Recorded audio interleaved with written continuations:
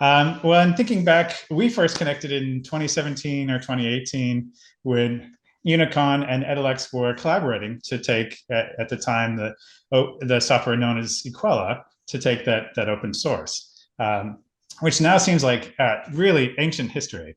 But for those who don't know Unicon or don't know some of the more recent changes with Unicon, can you fill us in? Yeah, absolutely. It feels like so long ago. Unicon is a 30-year-old education technology services provider. So that's the first thing that typically it surprises folks. It's 30 years old. I like to say we were calling ourselves an EdTech provider before EdTech was sort of a thing. But we have a North Star around really supporting and improving learner experiences. So those digital experiences that learners have to interact with every day, our mission is to make sure that those are as seamless and as fruitful as possible for learners. We don't have a product, so we are a consulting and services organization, and essentially our people are our product. We deploy specialized teams with domain expertise, and the clients that we work with are EdTech. So for EdTech, we help them bring their products to market.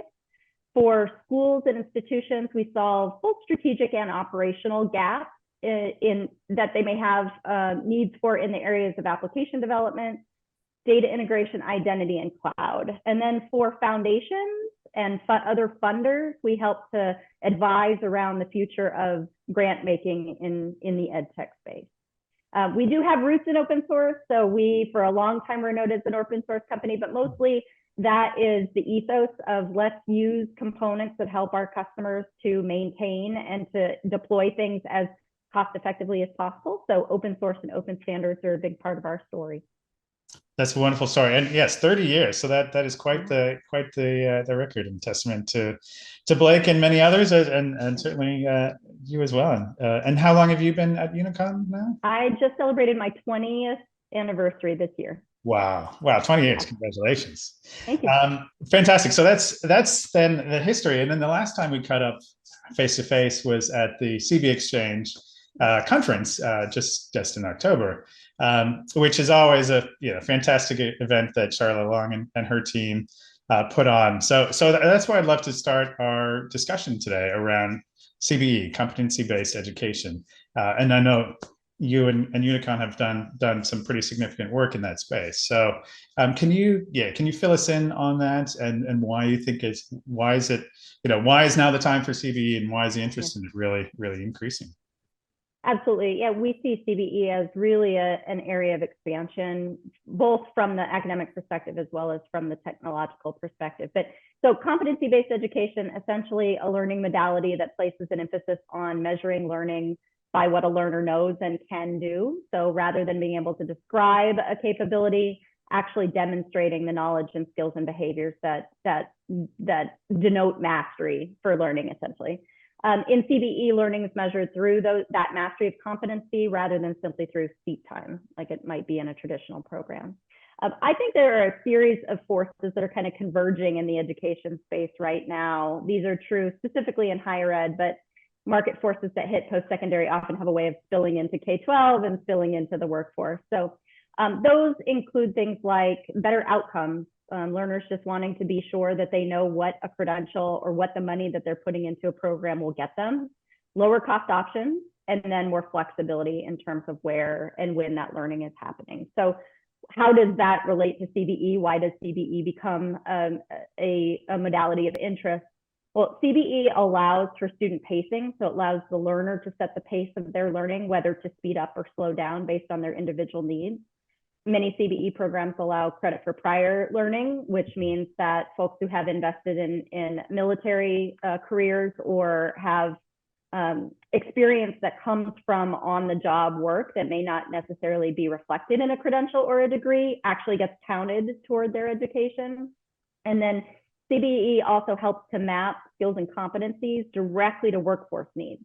So when you're talking about that trade-off and making sure that the degree is going to be worth something, when you go through a program that is specifically designed for the applicability of the credential to employment, you have a better sense of what you're going to be able to do with that credential when you get done. And so that in higher ed, CBE can be used both in degree programs as well as in non-degree credentials that a lot of learners are seeking right now. Yeah, no, fantastic. And recognizing all the financial pressures and the increases in tuition and cost of living, it just makes sense on so many different levels. And I think when we have the Carnegie Foundation and others coming out and saying it's time to move on from seat time, that's a fantastic endorsement. And so carrying on with this theme and building on the comments that you mentioned already in terms of how you work with various institutions. Can you fill us in on that side of things, and what are from the institution perspective, what are some of the best practices, pitfalls to avoid? What have you learned through this? Yeah, we've learned so much. So even though CBE as a pedagogical approach has been around for decades and decades, it's only in more recent years that we've had the opportunity to work with schools that are running traditional programs and then starting to sort of explore what building some competency-based programs might do for their learners. And sort of unfortunately, what that means is that many schools are trying to fit CBE programs into traditional built architectures, which, as you can imagine, presents its own set of challenges. So what we've seen over the past couple of years is the interest in CBE has grown, but a lot of the technical limitations for end-to-end system implementations has really remained. And while there are some very successful purpose-built systems in the CBE ecosystem, not to name any specific products, but in the areas of credential management or authentic assessment, for instance, most of the systems that power CBE programs weren't actually built for CBE.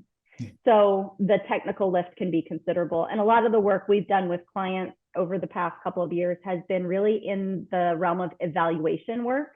So helping schools to look at what are the current state systems they're running, what does the future state need to look like to support the CBE operating decisions that they've decided that they want to deploy inside of a program, and then how do you build that roadmap to get from current state to future state. So I think we're going to need kind of the big higher ed tech providers to make investments in purpose-built functionality for CBE, and we're starting to see some of those features get added to roadmaps. But Instructure's announcement last week of the acquisition of Parchment obviously is a huge signal of the thought of building ecosystems for supporting these digital skills versus traditional programs, over a learner's lifetime. So that's really exciting from our perspective as an advancement in the space.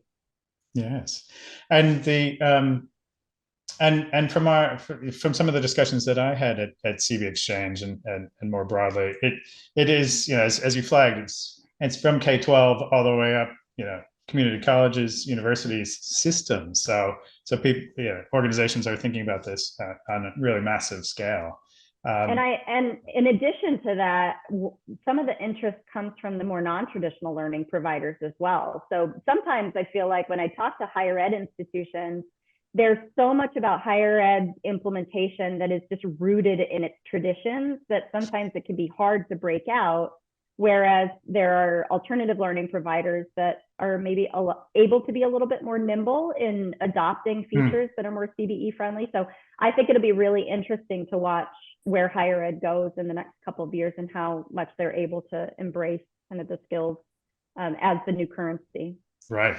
No, totally agreed. And one of the expressions that I heard at the conference that I loved was think big, start small, move fast. Right. Yeah. So, I mean, is CBE something that can be implemented in a couple months, or like, what's your sense and feedback there? I think it's hard. I think a couple months is a very short time frame in any. It's like when somebody tells you it'll only take 15 minutes. Nothing ever takes 15 minutes, right?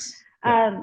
I think it really depends on systems that are being run. So I assume the question is in terms of a digital program. Obviously, CBE does not require technology. CBE as a pedagogical model does not require technology. So there are lots of, you can teach kindergartners a lot of things and have them show you how they tie their shoes, right, that don't require technology.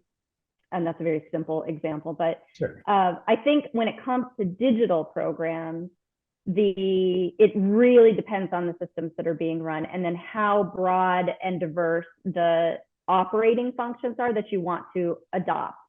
So things like if you're changing a faculty model so that faculty can swarm on assessments and can sort of pick an assessment and help to do that authentic assessment kind of in I like to call it kind of an Uber framework, grab the next person who needs assessment. That takes time. That there are a lot of ramifications for asking faculty to swarm in that way. So there's some more complicated operating models. If you're just doing some much more simpler use cases, then you might be able to spin something up in a matter of months. But it is a fairly complicated kind of end-to-end conversion.